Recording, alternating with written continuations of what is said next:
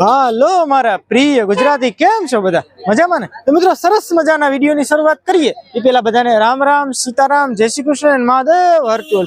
તો ફ્રેન્ડ્સ, આપણે જેમ વાત કરી કે તારીખ 28, 29, 30, 31 ને પહેલી, તો ફ્રેન્ડ્સ 5 દિવસની અંદર જે સોનલધામ મઢડાની અંદર સોનલ બીજની ભવ્ય તૈયારીઓ થાય છે એ મારે તમને બતાવવાની છે. કાલે 28 તારીખ આપણે સરસ મજાનો વિડીયો જોયો.